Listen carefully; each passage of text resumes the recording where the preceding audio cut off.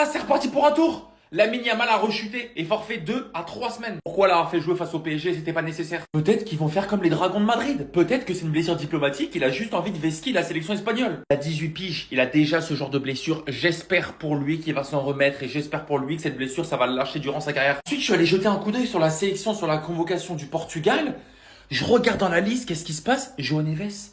Vous avez pété un câble ou quoi? João Neves, il était censé jouer contre le Barça. Il a dit à Luis Enrique, j'ai ressenti une gêne. Je peux pas jouer, je la sens mal, mon corps il va se casser. Donc Fabien Ruiz en Espagne, il a pas été convoqué? Normal. Pendant que Dembélé en équipe de France, il avait pas été convoqué? Normal. Les trêves internationales là commencent à me péter les couilles. J'espère et on va tous prier ensemble qu'on perde encore 0 joueur pendant cette trêve. Les blessures là ça suffit, on en a marre. Tac tac tac. Ça c'est un tableau de chasse, pas des équipes, non. Des entraîneurs que Luis Enrique a battus en 2025. Donc on a Diego Simeone, le Harambol, Arnaud Slot, le fan de Luis Enrique, Guardiola, le daron de Luis Enrique, Unai Emery, le cousin de Luis Enrique, Arteta, rien, Xabi Alonso, Vincent Kompany et Hansi Flick. Tout ce beau monde. En fait, si tu veux qu'il ait les ligaments croisés, il faut nous dire. Lamine Yamal qui vient à peine de revenir de blessure, qui a joué 90 minutes en Ligue des Champions face au PSG, et ben il est convoqué avec l'Espagne pour faire les matchs avec l'Espagne. Hansi Flick, entraîneur du Barça, donc c'est celui qui a le plus son mot à dire pour moi, a fait pression sur la fédération espagnole pour que Lamine Yamal ne soit pas sélectionné. Cependant, il est finalement bien dans la liste de l'Espagne. Lamine Yamal a terminé le match contre le PSG avec une surcharge et boitait. L'Espagne l'a néanmoins convoqué. Ce que j'arrive pas à comprendre les gars, c'est que c'est la Coupe du Monde, c'est l'Euro, vas-y c'est des matchs importants,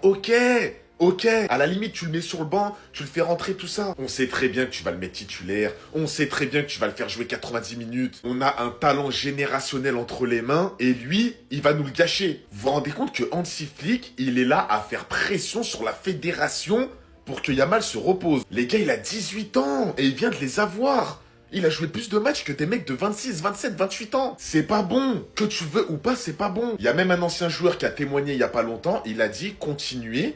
Et c'est sûr, ça va arriver, il y a des blessures qui vont arriver dans sa carrière. Moi, sur le truc de Yamal, il est tellement fort qu'on est obligé de l'utiliser, ça je suis d'accord. En club, on le voit très bien avec le Barça, il a 18 ans, c'est lui le titulaire indiscutable. Mais il faut doser, là il revient de blessure, il a joué 90 minutes contre le PSG, l'autre fois il rentre contre la Real Sociedad. Pourquoi tu le prends? Pourquoi tu le prends?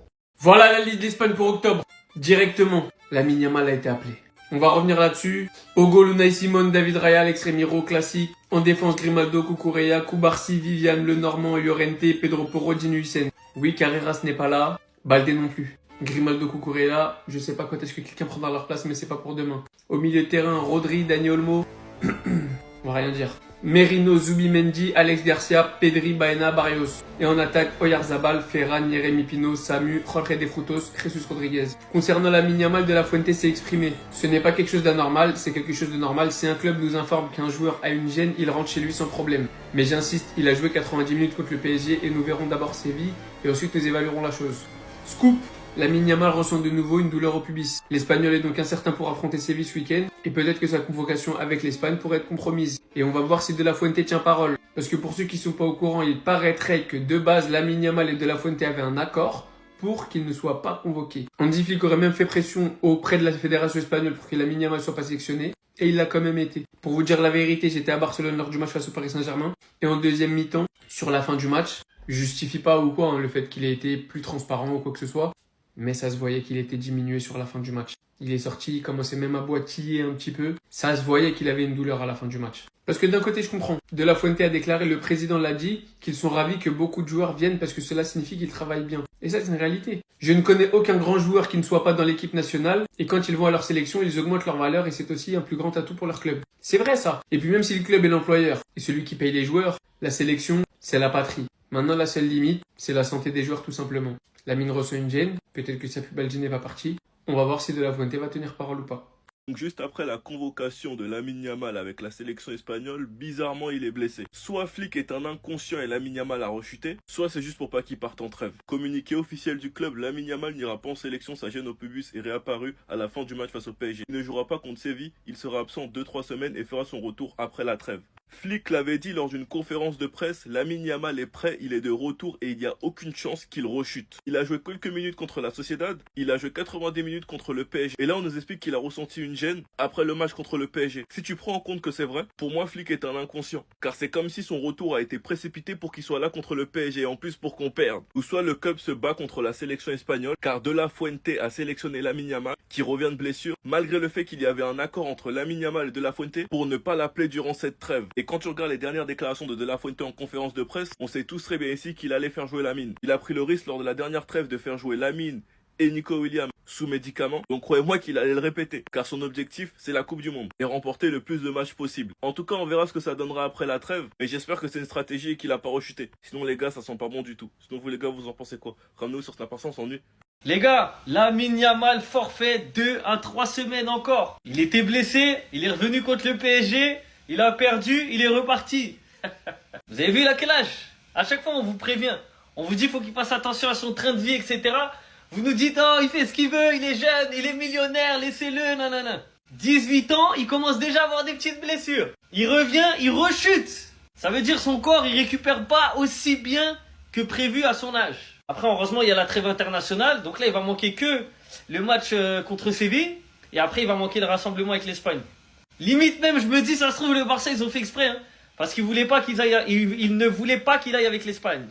Et là comme par hasard blessure. On dirait le Barça là ils ont fait un coup hein. En tout cas voilà, il a encore la gêne au niveau du pubis. Je pense que comme il y avait le match contre le PSG, ils ont voulu le ramener trop tôt en réalité et il a rechuté. Ils se sont dit c'est un match face au PSG. Bon juste avant en championnat il avait joué un peu, mais ils se sont dit ce match là il doit être là, il est trop important dans l'effectif. Malheureusement c'est pas bon. Donc voilà les gars, quand on vous dit qu'il faut qu'il prenne soin de son corps, qu'il se repose bien, hein, qu'il fasse pas la fête trop, vous comprenez maintenant.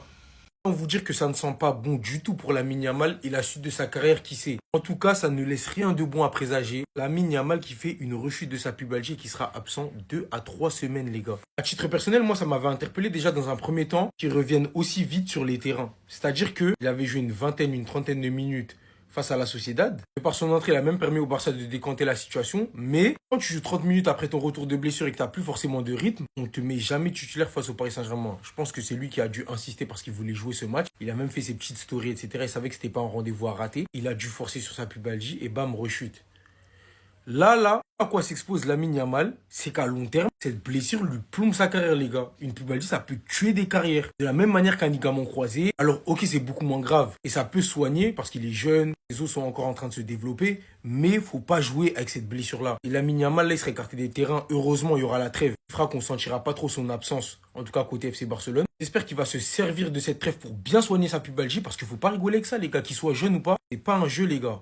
Là, ça va l'écarter encore 2 à 3 semaines des terrains. Déjà que Luis de la Fuente avait pris le risque de le faire jouer alors qu'il avait déjà une gêne au niveau du pubis, encore une fois. Il a aggravé sa blessure dans un premier temps. Il revient, il rechute. Les gars, j'espère que ça va pas faire ça tout au long de la saison. Hein. Il y a une Coupe du Monde à jouer à la fin de la saison, je rappelle. Et il y a des titres à aller chercher pour le FC Barcelone. Donc on va lui souhaiter un bon rétablissement. Mais ça, là, ça sent pas bon du tout pour la mine. Restez sobre, abonnez-vous les gars, ça travaille. Je vous jure qu'on en a tellement pas fait assez avec ce coup franc. Normalement, c'est la cause de la rechute du petit. C'est une dinguerie frappe un coup comme ça, je vous jure que c'est une dinguerie. Officiel, Lamine Yamal a rechuté. L'attaquant espagnol sera absent entre 2 et 3 semaines suite à ses douleurs au pubis. Il manquera le match face au FC Séville et le rassemblement avec l'Espagne. Est-ce qu'au final, ils avaient raison, ces détracteurs, en disant qu'il avait chopé des MST et que ça allait handicaper sa carrière sur le long terme? Non, plus sérieusement, bon rétablissement à lui. Et en vrai, je sais pas, parce que c'est soit il a vraiment rechuté, voilà, il a voulu revenir trop tôt pour le match face au Paris Saint-Germain et malheureusement c'était pas le bon moment. Ou bien c'est possible que ce soit une stratégie côté FC Barcelone pour éviter la convocation avec l'Espagne, parce que si on regarde bien la liste de l'Espagne de Luis de la Fuente, on peut voir qu'il avait convoqué Lamine Yamal. Et vu comment on sait que les trêves internationales pénalisent souvent les clubs, surtout que sur ce début de saison il y a quand même pas mal de blessés, c'est vrai que c'est pas l'idéal pour l'FC Barcelone de l'envoyer. Après c'est possible que ce soit vraiment à cause de sa blessure. D'ailleurs est-ce qu'on serait pas sur un prochain cas Pedri? J'espère pas hein. Parce que quand même Pedri à ses 18 ans c'était 52 matchs joués, puis après à la suite il a pris peut-être 2-3 ans pour revenir fit et enfin enchaîner une saison complète. Yamal c'est 55 matchs joués la saison dernière. Est-ce qu'il aurait pas cramé le petit? On verra. J'espère pas en tout cas. Bon rétablissement à lui, qu'il revienne vite.